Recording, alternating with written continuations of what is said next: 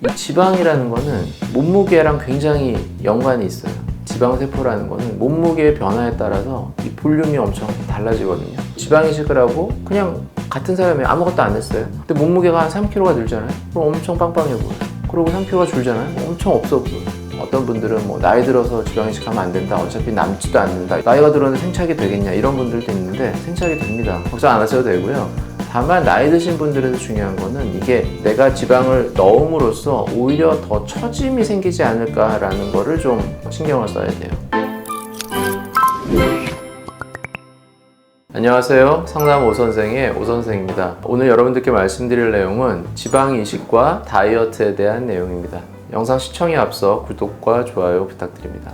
지방 이식을 하시려는 분들에서 가장 이제 관심사는 이거 지방이 빠진다는데 얼마나 남을까, 이게 가장 큰 관심사거든요. 그래서 어떻게 하면 지방을 좀 많이 남길 수 있을까? 소위 이제 지방이 생착이 된다 그러죠. 지방세포가 생착이 돼서 이제 사는 건데 살면 많이 남으니까. 그래서 어떻게 하면 많이 살릴 수 있을까? 이제 이 부분이 제일 큰 관심사거든요. 그래서 여러 가지 이제 시도를 하시는데 지방 이식을 하고 나서 그러면 다이어트를 하면 안 좋은가? 이런 부분도 좀 고민을 하시는 분들이 계세요. 평소에도 이렇게 체중 관리를 하시는 분들인데 지방 이식을 하고 나서 갑자기 이제 관리를 못 하는 건가? 뭐 이런 것도 관심이 있으시고. 정확하게 알려진 건 아니에요. 정확하게 정말 뭐 다이어트를 하면 안 된다 뭐 이런 건 아닌데, 일반적으로는 이게 모든 거 우리가 다 알지 못하니까 지방이 생착이 되는 데 있어서 조금 그 환경 자체가 지방이 만들어지는 환경이 되면 좋지 않을까, 이제 이렇게 생각을 하는 거예요.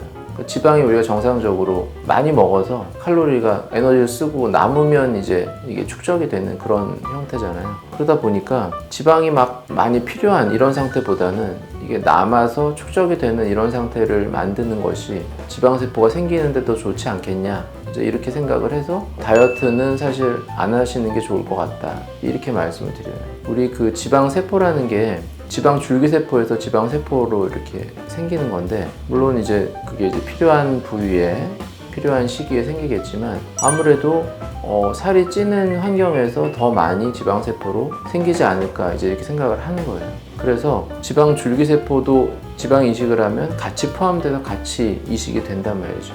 그 부분에서 또 이게 지방세포로 변하려면 그런 지방이 잘 생기는 환경을 만들어 주는 것이 도움이 될 것 같다, 이렇게 해서 다이어트를 하거나 이런 거는 조금 자제하시라, 이렇게 말씀을 드리죠.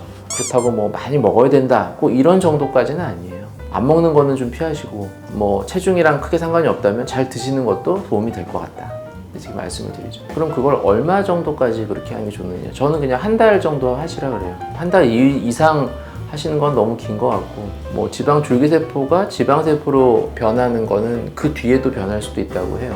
3개월에도 일어날 수 있고. 근데 계속 그렇게 할 수는 없는 거고, 그래서 한 달 정도만 하시고 그 다음부터는 그냥 다시 원래대로 하셔라. 수술을 하시고 나서 이제 한 달째 경과를 보거든요. 그러면 저는 이제 경과를 볼 때마다 몸무게를 체크를 해요. 수술 전이든 할 때든 수술 경과를 볼 때는. 왜냐하면 이 지방이라는 거는 몸무게랑 굉장히 연관이 있어요.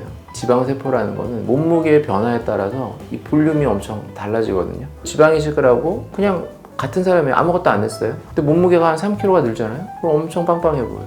그리고 3kg가 줄잖아요. 엄청 없어 보여요. 근데 이거를 이분의 체중을 모른 채로 내가 경과를 보면 이게 이해가 안 되죠. 체중이라는 변수를 제외하고 만약에 본다면 갑자기 지방이 늘었나? 이게 말도 안 되는 일이잖아요. 근데 지방 이식은 이게 연관성이 있어요.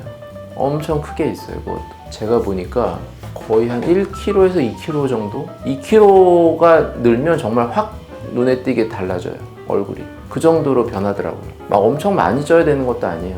그래서 저도 이제 계속 경과를 보면서 항상 이거를 체크하거든요. 경과 때 수술하시고 이제 한 달째 경과 보고, 그 다음에 한 3개월 정도째 이제 2차로 오실 때 보고. 근데 정말 몸무게에 따라서 정말 많이 달라져요. 지방 이식은 왜 생착이 된다 그러잖아요. 그러면 정말 생착된 정말 살아있는 세포라는 게 체중이 늘면 같이 느는 거예요. 그런데 빠지면 같이 빠져요. 그래서 정말 이게 맞구나. 이게 만약 내가 그냥 필러를 넣었다, 그러면 체중이 늘면 같이 늘겠어요? 같이 늘 리가 없잖아요. 이 부분이 굉장히 중요하다. 그러면 이게 생착이 될 때 사람이 왜 좀 살이 잘 찌는 체질도 있고 잘 안 찌는 체질도 있잖아요. 그럼 이거랑 연관이 있을까? 어느 정도 연관이 있을 거라 생각을 해요. 정확하게 딱 밝힌 건 아니지만 당연히 살이 좀 잘 찌는 체질이신 분들은 지방도 생착이 잘 되는 것 같다. 이것도 마찬가지 그런 여러 가지 환경 자체가 지방세포가 잘 생기는 환경이기 때문에 이것도 지방이 생착될 때 이런 식으로 따라가지 않을까 이렇게 생각은 하죠. 그러면 살이 잘 안 찌기 때문에 그럼 지방이식을 하는 게 도움이 안 되냐? 그렇진 않죠. 살이 잘 안 찌는 체질이라도 지방이식을 하면 생착률이 차이가 날 수는 있지만 무조건 생착은 돼요. 빠지는 양이 있을지언정 생착이 되는 것도 무조건 있어요. 이게 0%일 수는 없어요. 생착이. 그러니까 오히려 사실 그런 살이 안 찌고 마른 분들일수록 지방이식의 필요성이 더 크거든요. 더 말랐으니까. 근데 그런 분들이 항상 하는 걱정이 그거예요. 저 지방이식 했는데 잘 안 남으면 어떡하죠? 다 빠지면 어떡하죠? 항상 걱정하시는데 저도 이제 그런 분들을 더 많이 했겠죠, 지방이식을. 근데 항상 남아요. 그러니까 그런 걱정은 안 하셔도 돼요. 근데 남는 정도가 적을 수는 있어요. 그러면 어떻게 하면 돼요? 횟수를 늘리면 되죠. 부족하면 또 하면 되잖아요. 또 하면 또 한 만큼에서 또 남을 거니까. 계속. 내가 이만큼을 했는데 이만큼밖에 안 남았어. 그럼 어떡하죠? 또 하면 되죠. 이만큼. 또 이만큼 남아요. 또 하면 되죠. 그럼 계속 그럼 점점 늘려갈 수 있죠. 물론 어떻게 계속하냐. 하지만 하면 할수록 늘릴 수는 있다 이거죠. 막 3번씩 하고 이런 분들도 있어요. 정말 그게 너무나 스트레스인데 내가 딱 지방이식이 너무 좋아졌다는 걸 느끼시는 분들은 그렇게 하시는 분들도 있어요. 그리고 나이가 좀 내가 많을 때는 지방이식을 할 때 양을 좀 다르게 해야 되느냐 뭐 이런 것도 궁금해 하시는 분들이 있더라고요. 뭐 생착이 다르고 뭐 이러니까 다르냐. 나이가 들면 보통 이제 얼굴살이 빠지죠. 얼굴에 볼륨이 주니까. 그러면 더 많이 해야 되는 거냐. 저는 이제 나이 드신 분들에 있어서도 지방이식을 하는 게 괜찮다고 생각을 하는 주의예요. 어떤 분들은 뭐 나이 들어서 지방이식 하면 안 된다. 어차피 남지도 않는다. 나이가 들었는데 생착이 되겠냐 이런 분들도 있는데 생착이 됩니다. 걱정 안 하셔도 되고요. 다만 나이 드신 분들에서 중요한 거는 이게 내가 지방을 넣음으로써 오히려 더 처짐이 생기지 않을까라는 거를 좀 신경을 써야 돼요. 젊을 때는 그냥 되게 탄력이 다 좋고 막 이러기 때문에 내가 이렇게 신경을 안 쓰고 막 넣어도 별로 처지거나 이럴 가능성이 많지 않거든요. 물론 제가 항상 말씀드리듯이 팔자 위쪽이나 이 마리오네 위쪽은 뭐 당연히 피해서 넣어야 되지만 그냥 막 볼륨을 넣어도 젊을 땐 괜찮아요. 나이가 드실 때는 이게 굉장히 많이 표시가 날 수 있어요. 이 처짐이. 그러니까 특히 처질 부위를 피해서 넣는 거, 그 다음에 너무 양을 너무 많이 넣어서 정말 과하게 넣어서 처짐이 생길 가능성을 피하는 거, 이런 것들을 조금 신경 써서 하면 되고, 나이가 들었다고 해서 지방이 안 남지 않는다. 굉장히 나이 드신 분들도 하고서 만족하는 분들이 굉장히 많으세요. 오히려 더 만족도가 높죠. 자기 얼굴 살이 빠지고 막 탄력이 없어서 처지고 이런 느낌에서 오히려 지방이식을 해서 되게 젊어 보이고 탱탱해 보이고 진짜 막 나 너무 젊어 보인다 뭐 이런 말씀 본인이 너무 만족해 하시고 이런 걸 보면 사실 젊은 사람보다는 나이 드신 분들이 하는 게 더 좋은 게 아닌가 이런 생각도 많이 해요. 어떤 지방 줄기세포가 들어가서 피부의 어떤 톤도 좋게 하는 이런 피부의 막 재생 효과 이런 것까지 같이 막 나타나니까 사실 지방이식이 되게 좋아요. 나이 드신 분들한테 굉장히 자연스럽게 이렇게 하고 그렇게 되면 물론 이제 지방을 뽑고 이런 과정 때문에 조금 수술이니까 물론 힘드시겠지만 효과가 없을까봐 못하고 이런 수술은 아니다.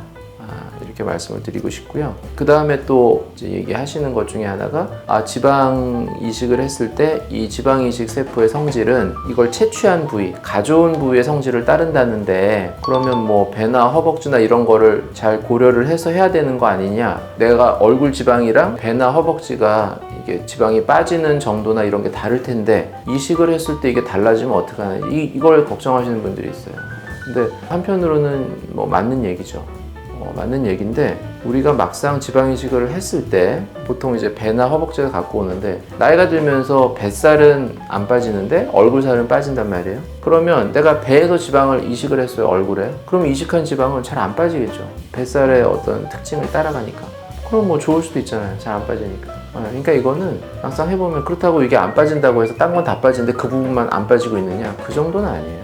그러니까 이게 채취한 부위의 특성을 따라간다고 하더라도 실제로 이식을 해서 이 얼굴 지방과 같이 이렇게 섞여 있는 모양을 봤을 때는 그 이식한 부분만 이렇게 딱 구분이 돼서 뭔가 다르다. 내 원래 얼굴에 있는 지방과 딱 구분이 돼서 여기만 뭔가 좀 튀어나와 보인다든지 구분돼 보인다. 이런 일은 잘 생기기 어려워요. 지방을 뭐 그렇게까지 특정 부위에 많이 넣거나 그런 것도 아니고 넣을 때는 내 지방 사이사이에 이렇게 이게 같이 들어간단 말이죠. 내가 이식한 것만 이렇게 있는 게 아니고 내 원래 이 지방 사이사이에 이렇게 들어간단 말이에요. 그러다 보니까 그냥 전체적으로 같이 이렇게 섞여 있는 느낌이 드는 거기 때문에 이럴 걱정은 안 하셔도 됩니다. 너무 걱정이 많으세요. 요즘은 정말 정보가 너무 많으니까 너무 아시는 게 많고 그러니까 너무 혼자서 걱정을 많이 하세요. 이렇게 많이 걱정스러울 만한 수술이면 의사부터 수술을 안 하겠죠. 그게 걱정이 많은 수술이니까 너무 걱정 안 하셔도 됩니다. 네, 지금까지 지방 이식과 다이어트에 대해서 말씀드렸고요. 더 궁금하신 점 있으시면 댓글로 남겨주시면 제가 직접 답변 달아드리도록 하겠습니다. 지금까지 상담 오선생의 오선생이었습니다. 감사합니다.